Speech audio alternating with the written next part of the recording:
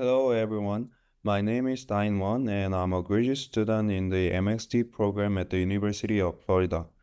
Today I'll be presenting my project Design on the Wall expressing in-betweenness the participatory typography in public space.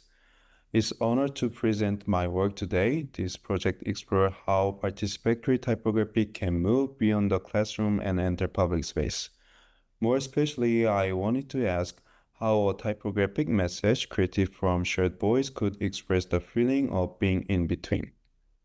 I worked out how I collect voice from my community, developed a collective sentence installed it on Gainesville 34th Street wall, and observed how the work changed over time. This project is a public typography installation exploring collective emotional experience through participation, public space, and transformation over time.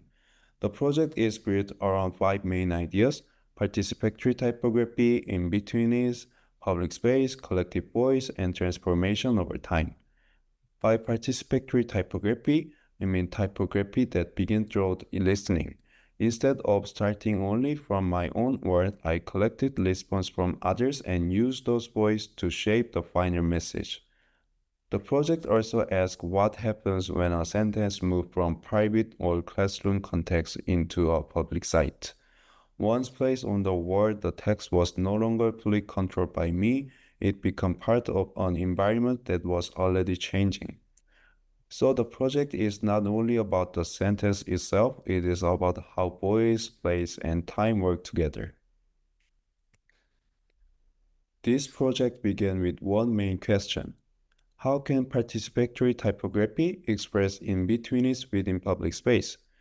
This question connects the three main parts of the project. First, participation: how can other people's voice shape the works? Second, typography: how can language become visual and spatial? Third, public space: what happens when that message is placed somewhere unstable, visible, and open to change? This question helped me frame the project not only as an installation, but as a form of practice-based research. To begin, I asked my peers, what does in-betweenness feel like to you? These peers were part of the MxD community at the University of Florida. MxD is a graduate design program where students come from different countries, cultures, and creative backgrounds. Because of that, the community already carries many experience of transition, translation, and adaptation. I wanted to hear how people would describe in-betweenness from their own life experience. People spoke about living between languages, cultures, and identity. Some responses were about migration or international experience, others were uncertainty, emotional conflict, or not knowing where one fully belongs. Although their experiences were different, similar emotion continued to emerge: uncertainty, displacement, and the feeling of not fully belonging. This listening process helped shape the project from my personal reflection into a collective exploration. Here you can see some of the response collected through Microsoft Teams from members of the MxD community. Several pairs stood out to me. One person wrote, "I dream in Persian, but I wake up in English." This expressed in-betweenness through language. Another response was, "I'm in, but I'm also out." This directly describes belonging and exclusion at the same time. Another person wrote, "I left my roots somewhere and still try to grow." For me, this becomes a strong metaphor for migration and adaptation. And another response said, "I'm happy outside but sad inside." This pointed to the gap between visual appearance and inner feeling. I treated this response not simply as data, but as emotional fragments, small pieces of voice that could later come together into one shared statement. After collecting the response, I looked for recurring emotional patterns. Five themes began to emerge. The first was uncertainty, fear of what comes next. The second was belonging, being both inside and outside. The third was language in-betweenness, thinking and speaking across languages. The fourth was poetic observation, small moments that revealed emotional tension. The last one was surface versus inner emotion, the difference between what is shown outside and what is felt inside. This theme helped me move from individual response toward one collective sentence. I was not trying to summarize everyone perfectly. Instead, I wanted to create a sentence that could hold the shared emotional rhythm across this response. And here is the final sentence. I live in the space between staying and leaving, and though I don't know how long I will remain, I am still here, still speaking. This sentence holds several tensions at once. It speaks about staying and leaving, uncertainty and presence, silence and voice. For me, the phrase still speaking becomes especially important.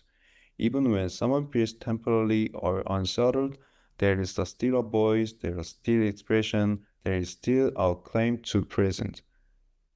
This sentence becomes the central typographic message of the installation.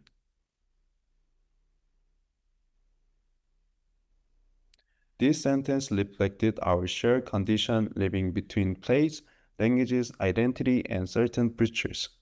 It also matches the nature of graffiti. Graffiti appears in public domain for a while and eventually get covered, changed, or erased. That behavior felt connected to the sentence itself. The sentence speaks about staying and living, and the graffiti were also perform staying and living. Messages arrive, remain temporarily, and then disappear into new layers. Together, the sentence and the word express in-betweenness as a temporary state of the presence without full settlement. This is why the sentence spread operates for the public world rather than only poster or screen. For the site, I choose the 34th Street word in Gainesville. I was drawn to this word because it's never stayed the same. Messages are layered, overladen, and replaced over time. This instability reflects the condition I wanted to explore. In-betweenness as something temporarily shifting and unresolved. I also wanted to use Gainesville itself as a site for experimentation. As a graduate student at the University of Florida, my experience of place is shaped not only by classroom and studios, but also by the public space around the city. The 34th Street War allowed the project to move from the intentional graduate community into broader public environment. The 34th Street Wall was built in 1979 as a retaining wall, but over time, it gradually became an unofficial public canvas for Gainesville. Messages, memories, announcements, and graffiti were continuously painted, covered, and rewritten. Most of the wall changed constantly, while some memorial sections are preserved. This contrast became change, and preservation made the wall meaningful for this project. The wall is just not a blank surface. It carries local history, public memory, and community expression. This is why I choose the site to bring voice from the MxD community beyond the classroom and into Gainesville public conversation. After developing the sentence and choosing the site, I prepared the sentence as a stencil. This step transformed the sentence from a written phrase into the physical form that could be installed on the wall. The stencil process also connected the project to the material condition of public typography. The text had to be cut, placed, sprayed, and exposed to the environment. At this stage, I could still control the form, scale, and layout, but I also knew that once the sentence entered the wall, I could not control what would happen to it. The sentence between control and uncertainty become part of the project. And from here, I will show the installation process. This image shows the beginning of the installation process. I was preparing the materials, positioning the stencil, and finding the right placement for the text. So at the beginning, I find the word that I want to work on, and I started paint onto the white. Here, the stencil is being placed and the sentence is being applied to the word. This process made the project more physical and embodied. It required time, tools, weather, and direct contact with the site. Typography here was not only something to read, it was something installed, touch, and expose. The sentence has to become part of the word material sitting on the uneven surface alongside all the trace and marks. And here, this image shows the moment when the stencil was removed and the sentence became visible. The text was bold and readable, but it was still surrounded by existing visual note of the word. I like the tension. The sentence did not appear in isolation. It had to excite among other voice, colors, and marks. The final installation was never meant to be a permanent. From the beginning, I understood that it might be covered or changed. The possibility was not separate from this project, it was part of it. And this is the final installation view. The sentence sits on the relatively open section of the wall, but it remains surrounded by graffiti, texture, and another trace. For me, this image captured the central tension of the project. The message is clear and bold, but the word around it suggests the clarity of temporary. The work is present, but not protected. It is visible, but not fixed.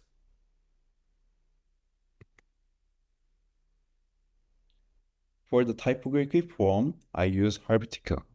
Helvetica is often perceived as a neutral, objective, and universally readable.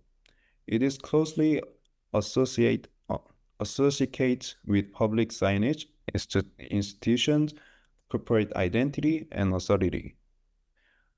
The images on this slide show some of the places where Helvetica often appears: government document, public transformation system, institutional communication, and corporate branding. For example, when we see Helvetica on form, sign, or brand identity, it often feels clean, efficient, and trustworthy. Because of that, Helvetica can appear almost invisible, as it is simple delivering information without emotion or bias. But I was interested in questioning that idea of neutrality.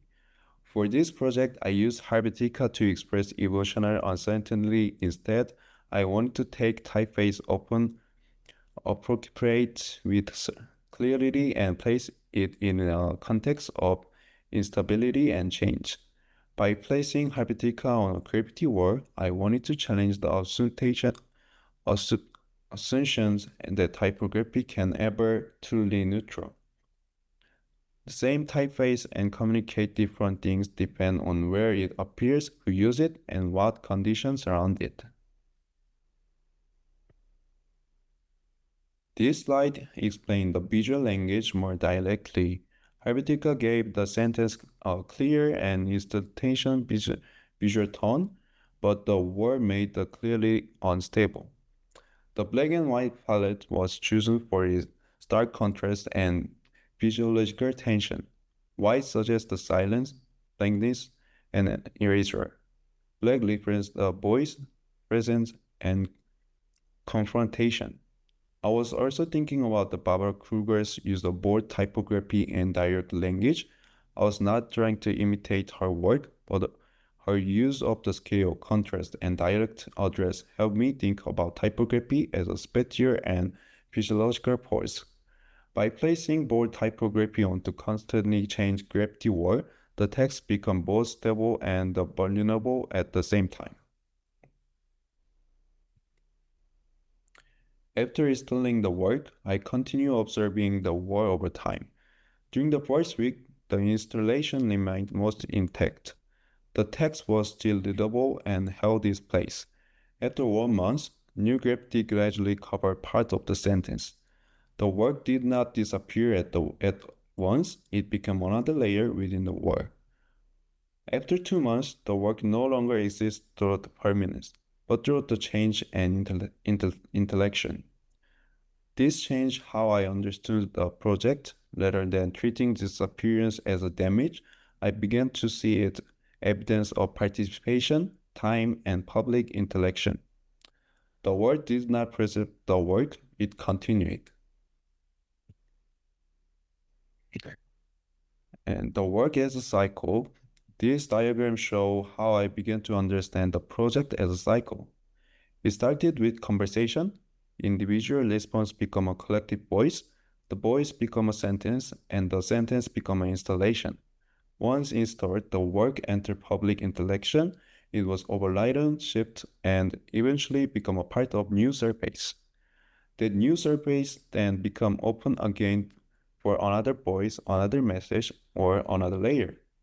So the project did not follow a simple linear path from idea to final outcome. It became a part of ongoing cycle of public expression and changing. Through this process, the world taught me that public typography does not stay fixed. The world become a collaborator, not just a surface. At first, I thought of the world as a place where the work would be installed. But over time, I realized that the world was also shaping the work. This experience was not failure, it was evidence of the public intellection. In many design contexts, we want our work to remain clean, controlled, and preserved. But in this project, change was not a problem, change was the condition of the work. The work continued to change, not permanence. So there are several key takeaways from this project. First, public typography can hold collective emotion. Typography can carry uncertainty, displacement, memory, and shared feelings. Second, public space resists permanence. Once design enters public space, it becomes exposed to weather, time, and other people. Third, design can operate as a conversation, not control. This project taught me that designing in public space is not only about placing a message into the world, it is also about allowing that message to enter a large exchange. Finally, In-Betweenness was expressed not only through words, but through transformation over time. The sentence expressed In-Betweenness, but the word expressed is naturally. The word did not preserve the message, it continued the conversation. So before closing, I would like to acknowledge the course and community that made this project possible. This project was developed in critical typography as a laboratory co-design process, a course taught by Professor Dory Griffin at the University of Florida. I would like to thank Professor Griffin for her guidance and feedback and the member of the MxD community who contribute their voice to this project. Their word and reflection shape the emotional foundation of the work. Thank you so much for the listening, and I'm grateful for the opportunity to share this project with the SEGD Academic Summit. And if you have any question or would like to continue the conversation, please feel free to reach out by email. Thank you so much for listening.